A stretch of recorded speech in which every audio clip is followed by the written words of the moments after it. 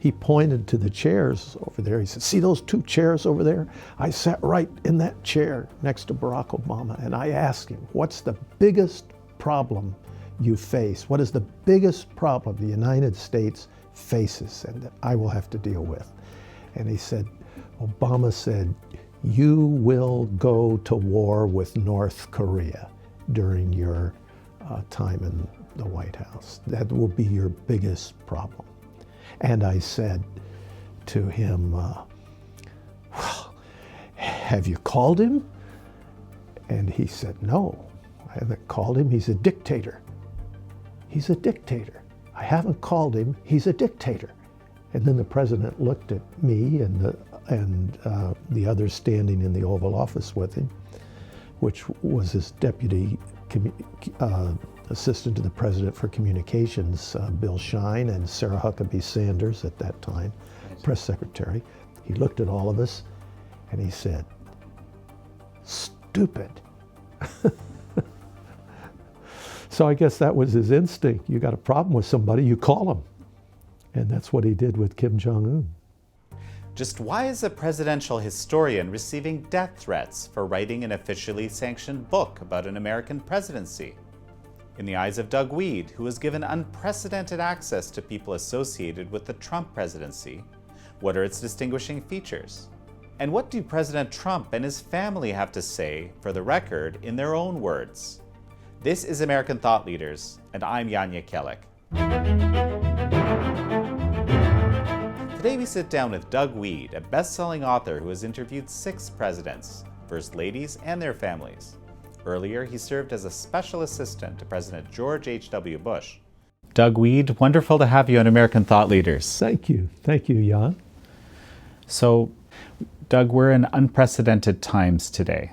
You've written this book inside Trump's White House, but we're having to have this interview in a different place than we planned because there's actually death threats against you and your family because of this book. Can you tell me a little bit about what's going on? Yeah, we started receiving these threats, and they named my family members and details about their life that would only come from a great deal of research, so that was kind of alarming, and said not to publish this book and not to print this book. And we took that in stride and thought, well, this is just maybe some nut, although they had a lot of information. And then we got another one, and from a different IP address and a different source. And my publisher told me, I said, this happens all the time, doesn't it? And they said, no, it's never happened. In Wow. 40 years, we've never had it happen. I thought, well, it's never happened to me. I've written 30 more books. I've never had it happen to me, but you're telling me it's never happened to you? They're the second largest publisher in the world. So these are unusual times. So you're a presidential historian. I think we can very fairly say that. What's so special about this book that someone might issue these kinds of threats? Well, this book, Inside Trump's White House, purported to be an official history of his presidency. So I interviewed him, and I interviewed Jared and Ivanka, and Don Jr., and Eric, and Lara, and Tiffany, and Chief of Staff Mick Mulvaney, and I had the whole White House and cabinet available to me.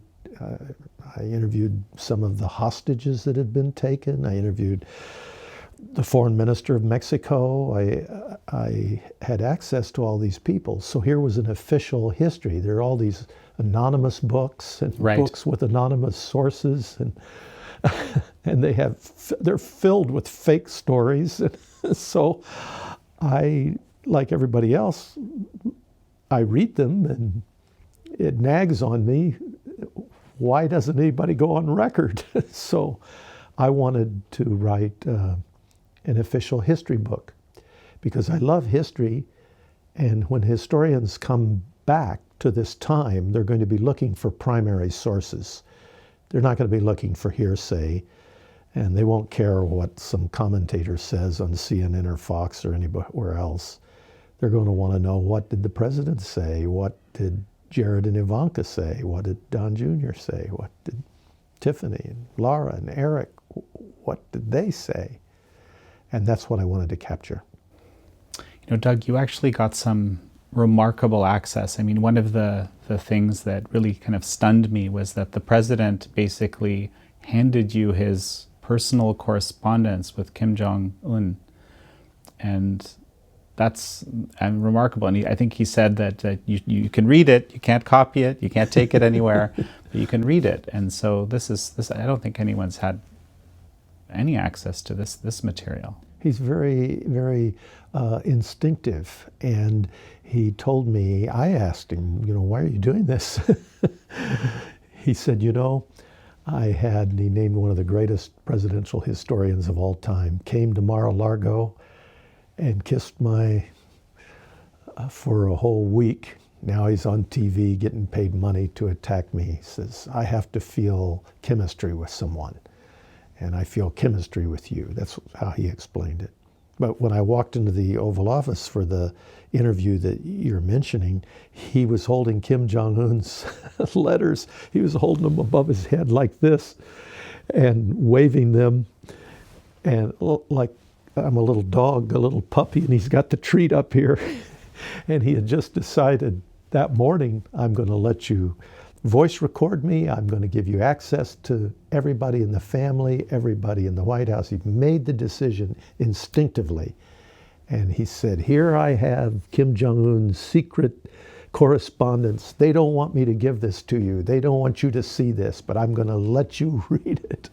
And before the day was over, he arranged for me to have a special room in the White House where I could sit and take my time and read through all this correspondence. And there was the official documents with the seals and the wax and the ink, and all in Korean. And then underneath it were the government American translations in English. And it was a fascinating read. Well, so, based on what you read, and I suppose based on some of these conversations, what is the relationship between the two? They want to make history together. That's the impression I got. I got a very clear impression that they both realized this is a dangerous time and an opportune time. And they want to make history together. And they trust each other's self-interest. It's in the self-interest of each side at this time to make history by trying to resolve some of these issues. I got the impression, and I think I'm limited into what I can say of what was written, but I got the impression they want to end the Korean War. They want to draw a formal conclusion to that war. It would be an incredible day if that were, that's that were to history making. happen. That would be history making. And so I think... I haven't told that to anybody, by the way. Okay. So, well, but it's we okay. You appreciate can it. Also in the book, I think this is the first chapter in the book is covering the North Korea relationship, and I think you describe how President Obama, when he was speaking with President Trump, he told him that war with North Korea is likely. And that there hadn't been any good communication. So something happened that made this shift. And so what was that? Yeah, that was so interesting to me. Bismarck said and taught that politics is the art of the possible. But Donald Trump believes, as a businessman, he's written about it, that a businessman takes on the impossible. You do the most difficult thing first, then you move to the next most difficult thing. You work your way down. So with Donald Trump, politics, it's not politics, it's business, and it's the art of the impossible. So in that first conversation with him, it wasn't my first conversation with him, but in that particular conversation with him, he pointed to the chairs over there. He said, see those two chairs over there? I sat right in that chair next to Barack Obama, and I asked him, what's the biggest problem you face? What is the biggest problem the United States faces and that I will have to deal with?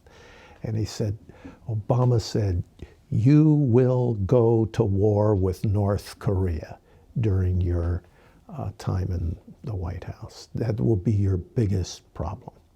And I said to him, well, have you called him? And he said, no, I haven't called him. He's a dictator. He's a dictator. I haven't called him. He's a dictator.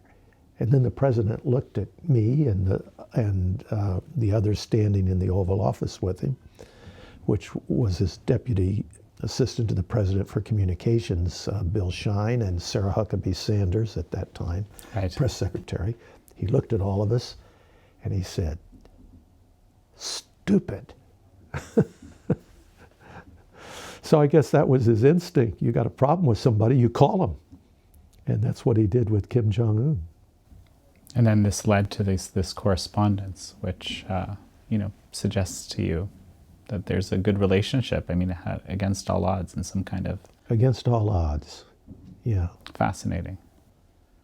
Yeah, the timing is right, and that's the businessman Trump. He tries things. People said to me, and I had read that the White House was very chaotic, but Sun Tzu wrote that chaos leads to opportunity. And that's surely what happens with Trump. I went in, I had heard Boris Johnson saying that I don't think this is accidental. I think this is calculated. I suspect something's going on here. This was Boris's theory of Donald Trump. He just stirs up all the pieces. And well, I came out of the White House convinced that everything is calculated. It doesn't happen every once in a while. It happens all the time. I mean, you look at NATO, all the pieces were thrown in the air. The media was going crazy. They were saying, Trump is destroying the oldest treaty we have. These are our closest allies. People were meeting with him. He was telling me about it. They'd say, sir, these are our allies, sir. These are our friends, sir. And he would say, if they're our friends, why are they cheating us? They are our friends, sir. But they're cheating us. They signed a treaty. They said they'd pay so much money. They don't pay anything. We pay it. Our middle class pays it. We pay it. So we defend them. And they use their money to build high-speed railways and new airports and education. They do all of these things. Our middle class is paying for education in Germany and new airports in France. It's not right. And so what kind of friends are they? So the media was just in an uproar. But what was the end result? The end result was that he raised $100 billion. $100 billion. Think of this. Keep that in perspective. It takes $1.6 billion for him to build the wall with Mexico. He raised $100 billion from NATO in money that the American middle class would have had to pay for, and NATO is stronger than it has ever been. So I ask you, would a new president, whoever the next president is he going to get in there and refund all this money to Germany and France? And not on your life. Are the television networks going to say, good, the American president is restoring NATO, he's giving all the money back to these poor countries? That isn't going to happen. That's so interesting. So, you had this wide open opportunity to interview practically anybody in the orbit, I guess in the president's orbit. You seem to focus mostly on the kids. And I can imagine why you might do that, but why did you make that choice? I didn't make that choice, but it happened, Jan. I started with the kids after the president because they were the most interesting. And Jared Kushner and Ivanka Kushner are very enigmatic, very powerful, and I'd heard about so many things they'd accomplished. So I started with the kids, and I couldn't get out of the family. It just was too interesting, and it's totally left untouched. I told Ivanka, in 100 years from now, there's still going to be books written and dramas performed about the Trump family. But whether they're viewed hatefully as the Borgias or as the Medicis or grandly as the Kennedys or the Rockefellers or some great family, all of that depends on what is written and said about them now, the primary sources, not the hearsay, but the primary sources. So this is the power that the Trump family has and the president has. They can open their mouth and out of their mouth will come words that are treasures for history because it's the primary source, what they believe, what they feel. Where were they when the Mueller report came down? Right. And you actually make the case in the book that Jared Kushner plays a much, much larger role in the whole, well, I guess the Trump White House, right, than is generally understood. Jared Kushner is amazing. First of all, he's brilliant. And everybody who deals with him comes away saying that. He's very strategic. He's very thoughtful. He sees things far ahead. He's a great help to his father.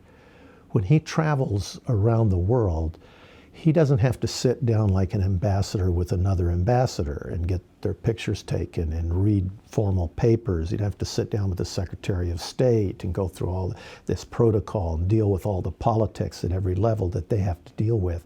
He can go right into a meeting with the head of state, and that head of state knows that what they say will go right to the ears of the president, and they know it will never be known by anybody else because Jared Kushner has never leaked one of these meetings to anybody ever, and he didn't leak them to me.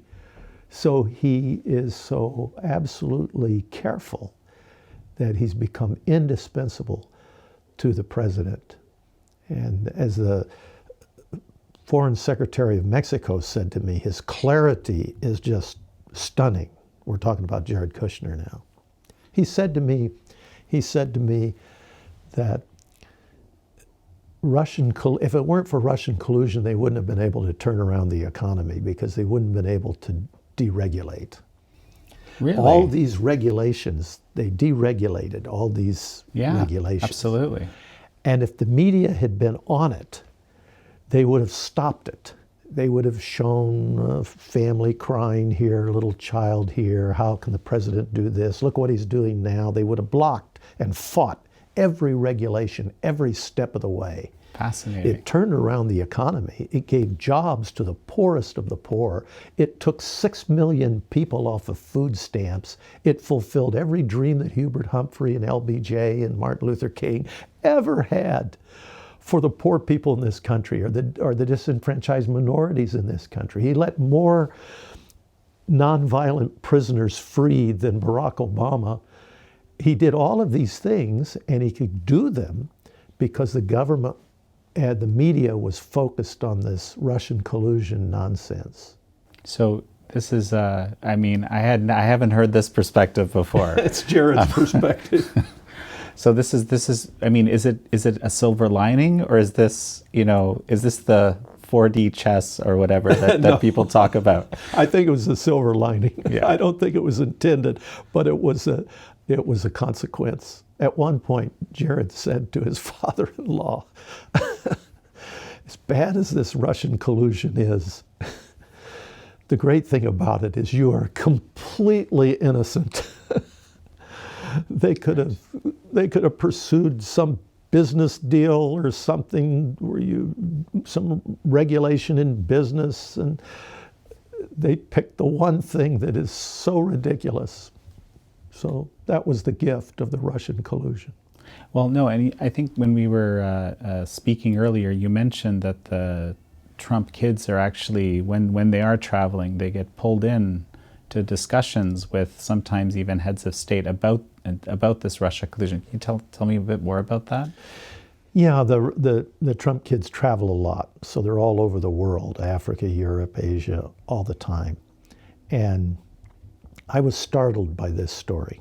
Okay. Again and again, they would get pulled into a meeting with the head of state, and the head of state would say, "Please tell your father how sorry we are that he's going through this Russian collusion nonsense.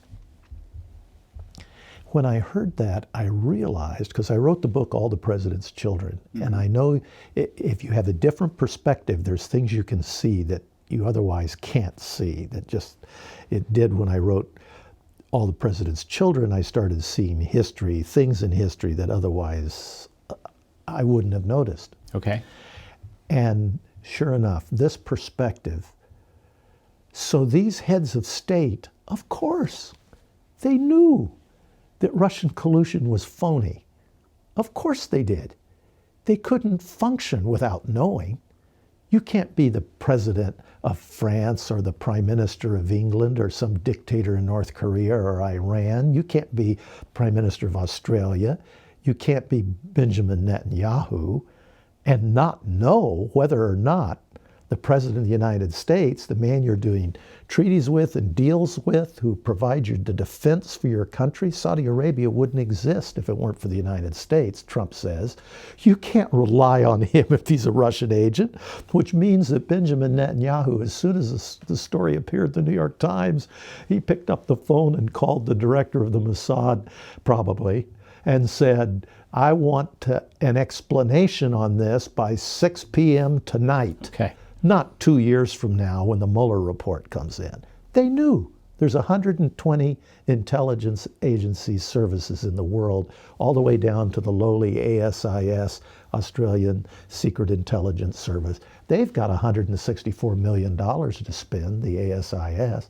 They all figured this out immediately, and they all knew, which means that Russian collusion, all it did is tell these nations more about CNN and the New York Times than it did about Donald Trump.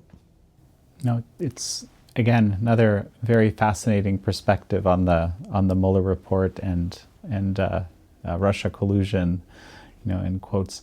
So, and what do you make of this, kind of, I guess, transition into impeachment? We were just watching television moments ago, and of course the center stage impeachment proceedings. And how does it fit into the story? Well, as you know, they wanted to impeach him right after he won the election. So it had nothing to do with Russian collusion, because that came later. It had nothing to do with the phone call to Ukraine, because that came later. So they wanted to impeach him, in my opinion, out of spite over the loss of the 2016 election. They still can't, they being the national media and the establishment, can't get over the fact that we didn't behave and we didn't vote the way we were supposed to vote, and we were naughty. And they told us how to vote, and they expected us to vote that way, and we disobeyed.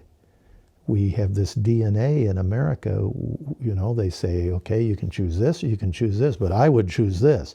But we have this DNA, I don't know about that. And it was humiliating and infuriating. I mean, we hear now today, Democrat candidate Elizabeth Warren is running against billionaires. Billionaires supported the Democrats 20-1 in 2016. Every former president of the United States voted for Hillary Clinton, Republican and Democrat. All of academia, Hollywood, they all supported Hillary Clinton. There were 419 newspapers that endorsed her. There were 19 that endorsed him. She had the money, 6-1. She had 890,000 workers on the ground, the biggest ground game in all of American political history. And Donald Trump won. And right after he won the election, the Washington Post, one of their first stories was that the economy would collapse. And then all of the world's greatest economists, all of them, not some of them, all of them lined up. At least the LA Times had said he might win the election. They were an outlier in the polls. But every single major economist in the world said the economy is going to collapse. This is a dream. When pigs fly, one of them said. Another one said, yes, if you believe in the tooth fairy. That was Larry Summers, the Secretary of the Treasury. They were unanimous. And the economy turned around. It boomed. It's the hottest economy maybe ever in American history. We have 7 million unfilled jobs. That's the entire population of the state of Indiana in unfilled jobs. We've never had a better economy. We have comedians wishing for a recession, wishing there would be a recession, because it's tribal. Their tribe lost. So of course they hate him. And if they wanted Russian collusion, they knew they had to, they can't be that stupid. But they were hoping that we were stupid and that we would believe it, even if it wasn't true, that we would believe it. I mean, look, if the Russians had recruited Donald Trump and then elected him president, if they knew what ABC, NBC, CBS, CNN, what all of them didn't know, that they could get him to win, if they did that, that would be one of the greatest moments in all of world history. I love history. That would be like landing man on the moon. That would rank with Columbus's voyage across the Atlantic. That would be one of the greatest moments. And were the kids in on it? Did they know about it? Or were they recruited him and he had to keep it secret from his children and not tell them? And then after he got elected, he increased the military budget. This is what the Russians wanted, I guess. He modernized the nuclear deterrent. Well, that was pretty costly for the Russians because they have to try to match it. He did all of these things. He added the list of oligarchs that would be not allowed to come into the United States. It's the most ridiculous, and I think it was embarrassing to the national media and to the Democrats. And so they've got to impeach him, and by impeaching him, they may not be able to drive him from office, but they'll hurt him. They want to hurt him. Just like the death threats that are coming to me. They want to hurt me for having interviewed him. They want to hurt him. They want him to hurt. So you think this is just part of this tribalism that you're describing? And I think it is, and it's also money. It's big money's at stake. Okay. Yeah. Because people make money off the way things are. So if you change things, you're moving their cheese. you change things, it's upsetting whether they can make money. Now, crony capitalism. It's very complicated, but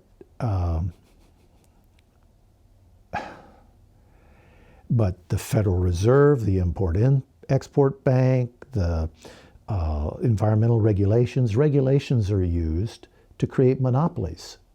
So you put in force all these regulations. My company can afford those regulations. Your company can't.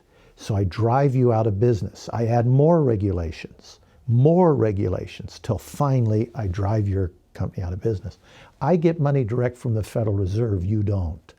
I get it through a bank, or if I'm a big company, I get it direct from the Federal Reserve. Doesn't even go through a bank, and I get it at 0% interest. You have to pay interest. Then here are these environmental regulations that we've got in place now. They're really tough, they're onerous, they drove you out of business, but now we have a recession. And so it doesn't matter whether it's a Democrat or Republican. We pass this bipartisan stimulus bill. What does that stimulus bill say? It's like 18,000 pages. Okay. Stop and think of that. The Bible is 1,000 pages, which means nobody read the stimulus bill, 18,000 pages long. They couldn't have. No one person on earth has ever read it. Mm-hmm. So they've only read the 10 pages that they crafted, that they got through, that the senators put in there for them, or their lobbyists got through. So their authorities on their 10 pages are authorities on 100 pages. Nobody's an authority on 18,000 pages. But what comes out of the stimulus bill is I no longer have to keep those regulations that I got passed, that drove you out of business. So now I got money from the Federal Reserve, from the Import-Export Bank. You're out because you can't fulfill all these regulations and can't keep them. I got a monopoly going for myself. And on top of that, I don't have to keep any of the environmental regulations that I was supposed to keep because of the stimulus bill. to create jobs. I need to create jobs. So it's a racket, and it's international, and it's tied to China. People are making money with the deals from China, and it's tied to Europe. It's multinational. And so everybody's happy, everybody's making money. The Bushes are for it, they loved it. Clintons were for it. The Chinese were on a fast track to WTO because the Bushes liked it. And then the Clintons had 15 meetings that sped that process along. They actually took money from the Chinese government. It's called Chinagate. Your viewers can Google it and look it up. They had officials from the Chinese government in the Oval Office. And once it was learned, they skipped town. They fled the country so they couldn't be interviewed by the FBI. So this was going on. And with Europe, it was going on. So here comes Donald Trump. He's a businessman. He wants to build a building. The only place he can get these windows are in China. What? No place in the United States? No place in Canada? No place, the only place in the world he can get these windows is in China. So he's clipping. Ivanka's a little girl crawling around his desk. From the time she's a little girl, she said, he's ripping out pages of the New York Times. He's saying, this is unbelievable what they're doing. This is unbelievable. These people are nuts. They're destroying the country. Now, he's making money. He's a businessman, but he knows it's wrong. And he's hoping that somebody's going to come along and run for president and clean this up. And nobody ever does. Fascinating. So you've given us a bit of a thumbnail here of how the swamp, I'll say in quotes, operates. Can you, is this mostly from this recent book, or is this from your, general activity as a presidential historian and other research? Well, it comes from the whole, for me, it's been an educational process for the whole 40 years, but it culminates in the Trump White House. Because here's an outsider, a businessman who saw things I didn't see. I asked Trump, he knew many of these things, and I asked him, when you got into the White House, you obviously had access to information you didn't have before. So you knew it was bad. Then you get into the White House. Was it as bad as you thought? He said, he got very intense, and he said, it's worse. It's far worse than I ever thought. That's what he said. Wow.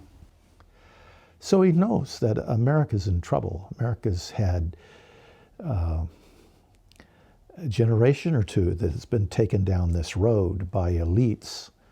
They're making a tremendous amount of money, and they're upset, and they don't want it changed. They want their great-grandchildren to be billionaires. It's so ironic that you have Elizabeth Warren running for president. And I told you the billionaires supported the Democrats 20-1. Right. I mean, here's Elizabeth Warren. She's worth $18 million, which is modest, I guess, for elites.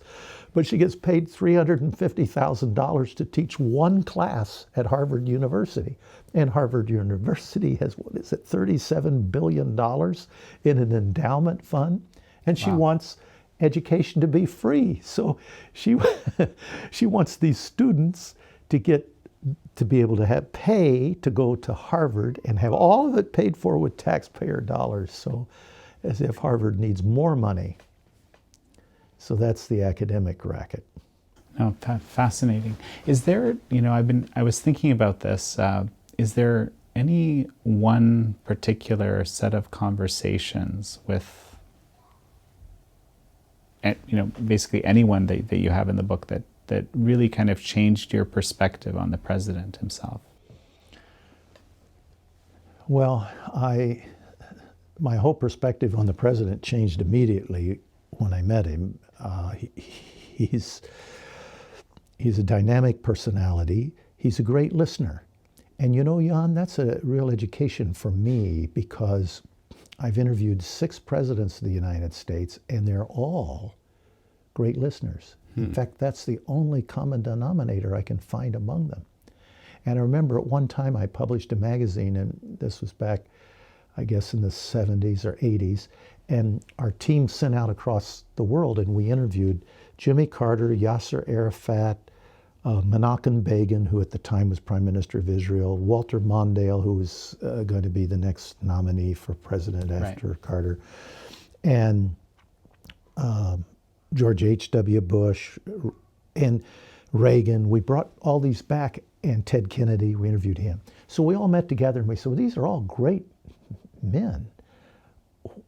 What do they have in common? And so we started debating what they have in common. We couldn't come up with anything that they had in common. We asked all of them, what's your secret to success? Okay. To see what their philosophy would be. One of them said, oh, my secret to success is I get away and I fish. And another one said, Carter said, my secret to success was I had a finite plan of every step. So they canceled each other out. But the one thing we noticed they all had in common were they were good listeners. We came back saying, boy, they just, for the longest time, he just sat there and listened. And so when I found that with Trump, I was surprised. Because on TV, you only see him talking. You don't see him listening. But we got into one conversation on history, and he asked me about Rachel Jackson, Andrew Jackson's wife. Okay. And he kept asking questions. I didn't want to talk. I wanted him to talk. So I tried to, no. He wanted more. He'd sit, listen, and that was interesting to me. And he's funny. He's very funny. Oh, very, very interesting.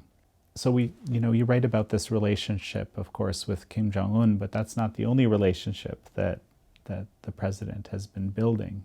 Notably, of course, Xi Jinping is another relationship which he sees as incredibly important to America. Totally different, policy from what we've seen in the past. What does the book have to say about this? Yeah, well, going to Mar-a-Lago was Jared's idea, to get away from the White House and have time together to be able to talk. The president knows that the decisions he has to make vis-a-vis China are the toughest decisions he will make, and he knows that he's going to get hurt by those decisions, that the American people are not going to fully appreciate or understand why he has to make them. Okay. And he's had people come to him and tell him that and say, what you're doing has to be done, but you're not going to see the fruits of it and the benefits of it in your lifetime. It's going to come later. You'll be credited for it later. And he knows that. He's very well aware of that. And he still has said, I don't care. I'm going to do the right thing vis-a-vis China. He knows, the president knows, that under the Bush family, we're talking several presidencies. We're talking about Bush Sr., we're talking about Bill Clinton, and then comes the next Bush who signs the WTO. Right. The way is paved by 3 presidents, and then Obama, that we have seen the largest transfer of wealth in human history outside of the Middle East, of America's wealth to China. That's what's happened under these last 4 presidents. America's been robbed. And if you live on the coast, you don't feel it as bad. If you go to Springfield, Missouri, or Kenosha, Wisconsin, if you go to Ada, Oklahoma, you can drive through abandoned buildings. You can say, that was a Kmart. You can tell, that used to be a Wendy's. That was an Applebee. You can see. If you stay on the freeway, the interstate freeway, there'll be some commerce. But if you leave the freeway and you go just a block or 2, you start seeing the decay. And America has descended into poverty. They don't know it because they've grown up in it, and they don't know what America was like. But there was a time, I'm old enough to tell you, there was a time when I would come back to the United States after traveling in Europe or Asia.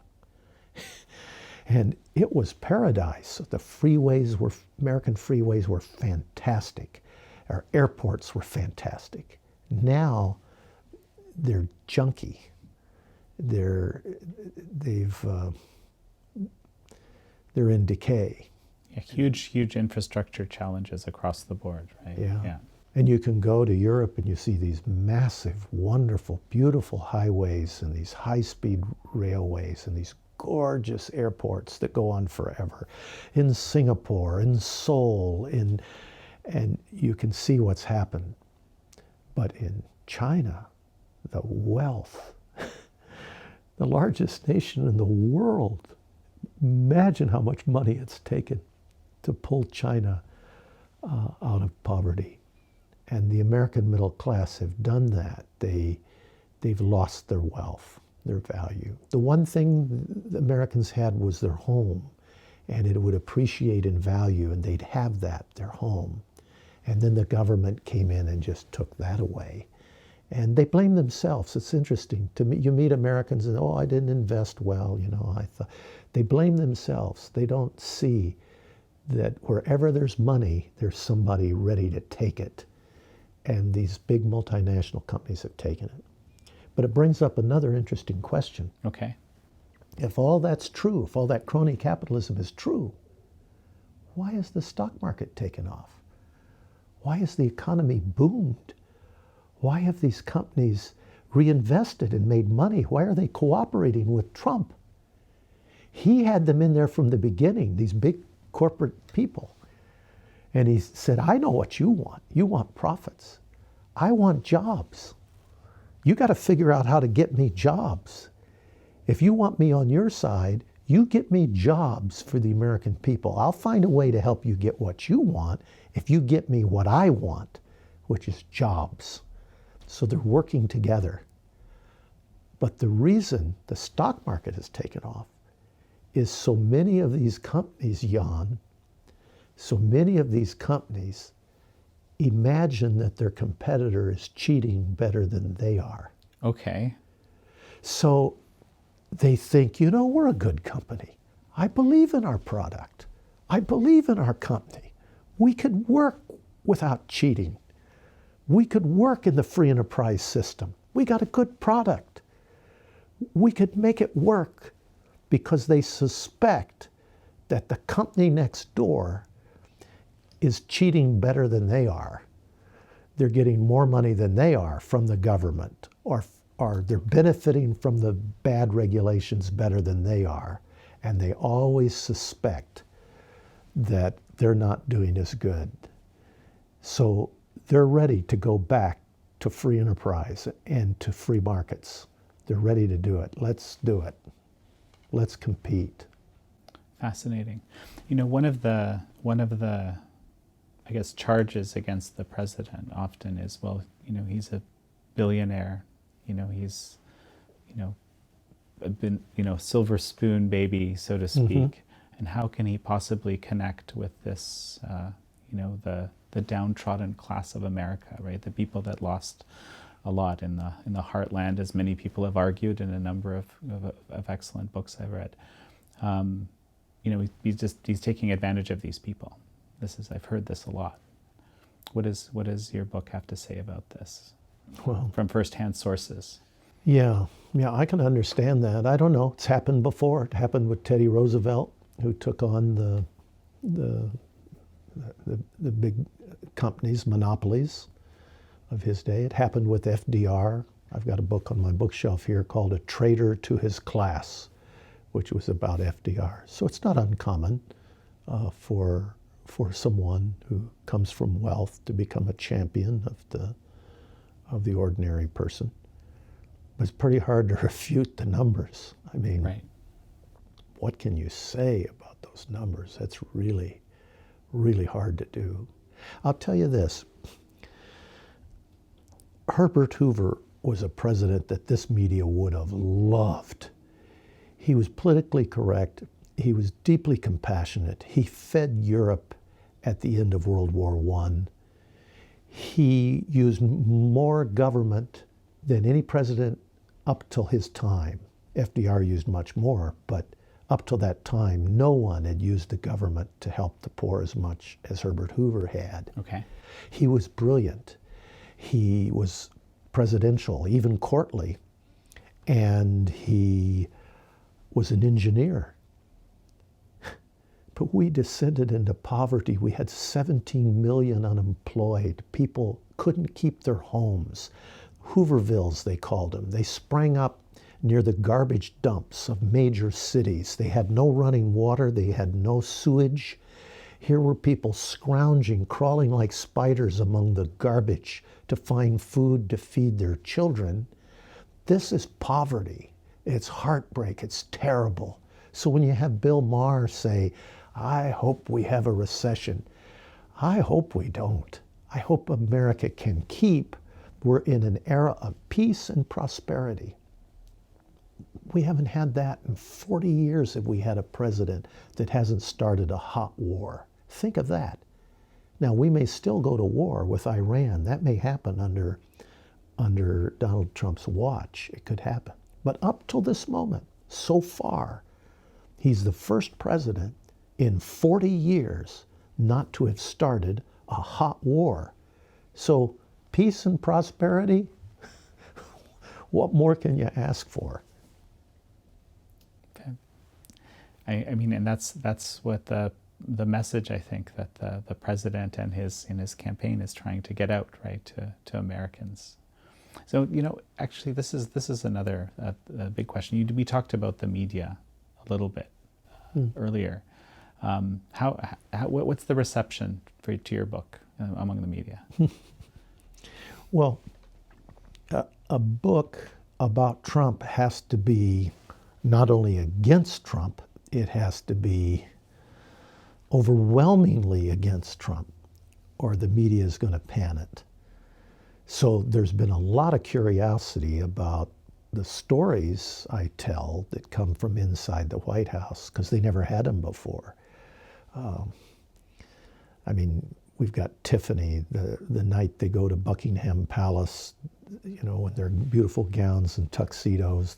The Trump kids, they aren't carried to Buckingham Palace in a golden coach with 6 white horses, or even in a motorcade. They rent a van, a bus, like the kind that takes you to your Avis rental car at the airport. Okay. They get a van or bus, they pile in and say, take me to Buckingham Palace. So all these stories, the media likes those stories, but they don't like the book because it tells the story of how he defeated ISIS, of how he brought the hostages home. I mean, that's one of America's shameful secrets, the hostages. They've been kept for 16 years under 2 presidents, a Republican and a Democrat. And the families will tell you, I've spoken with the families of these hostages. Democrat, Republican, they don't care. They had loved ones that they cared about who were beheaded and who were tortured and raped. And Donald Trump's been able to bring back so many, 22 of these hostages. And they were told by the American government, keep quiet. And you can't go to the networks and tell your story because we've already told the networks to keep quiet. Nobody's going to listen to your story and nobody's going to talk to you about this, because if you increase the publicity, more hostages will be taken. You're increasing the value of the hostage. That makes sense. So there was this period of darkness, this shameful period where nothing could be said about the hostages. And the government, it got to the point where the government used that cover of darkness to not do anything. They weren't doing anything. So if it's your son or daughter, your only hope is the federal government. And they won't keep you informed. They won't tell you what's going on. They won't let you use your money or your abilities to try to bring them home. And if you do, they'll cut you off. So when Donald Trump came into the White House, he was outraged by that. And it was on day one, on his first day. He said, this is a shame. And he started bringing those hostages home. Fascinating. And not by giving large amounts of money or something like that. Yeah, that was his whole thing. He said the whole thing. We're not giving them money. He did the reverse. We're taking their money. We're going to squeeze them until they let them go. And he did that. And Erdogan, president of Turkey, he laughed at it. You know, we're not doing this. He went on a tour, a speaking tour, where he said, nobody can push us around, and we are not. And they had this guy in Turkey, and they had him in prison. When the evidence finally came out, they said, why is he on trial? They were going to kill him. Right. Why is he on trial? Well, one of the witnesses said a light in the third floor of his apartment was on. So that was part of the proof. He must be planning something. That was one of their key points of evidence. Another one was his daughter had showed him a iPhone picture of a favorite dish that he loved in Turkey. Turns out it was also a favorite dish of some terrorist. So that was another piece of evidence. They were going to keep him and they were going to kill him. And Donald Trump said, not on my watch, you are. And he brought the Turkish economy to the brink over one man, and he got him home. That's an incredible story. Yeah, it is. I interviewed the man. I interviewed him. I said, what did you think of Trump? He said, I was in shock. Brunson, we're talking about, yeah, of course, right, yeah. Andrew Brunson. He said, 24 hours before I had been in this cell, and now here I was walking out in the Oval Office with the President of the United States. I said, what do you remember about it? He said, well, the thing I remember is we're standing in the Roosevelt room. The President says, how you doing? I said, I'm doing okay. And he took out this little box of Tic Tacs, and he opened it up. He says, you want a Tic Tac? And I said, no, Mr. President. Then I thought, well, if the President of the United States is offering me a Tic Tac, maybe he's telling me I should take one. So I said, okay, Mr. President, I'll take one. So he put 3 Tic Tacs. He said, that's what I remember from the meeting. Then we went into the Oval Office and we met the media. So very fascinating. So, you know, the book is obviously rife with very interesting stories, you know, and also, you know, how some of these unexpected, at least for a lot of people, successes came about. What about failures, challenges? Does the book deal with any? Well, I mean, he's had a lot of failures, and it's interesting that he'll talk about them. He'll talk about regrets, because I was good friends with George W. Bush, and he would never talk about, you know, it was, you turn the leaf and you go forward, and never talk about regrets. But Trump does. Fascinating. He got into a discussion of people on television, and he got chuckling about Lou Dobbs. He gets a kick out of Lou Dobbs. He says he's so ferocious, and Lou Dobbs defends him, and the president gets a kick out of that. And he said at one point, I was too hard on Neil Cavuto. I have no idea what that's about. I don't know what he's talking about. Okay. He said, I was too hard on Neil Cavuto. He says, I regret that. I wish I could do that over again. I never heard him say anything like that before. So I found that fascinating.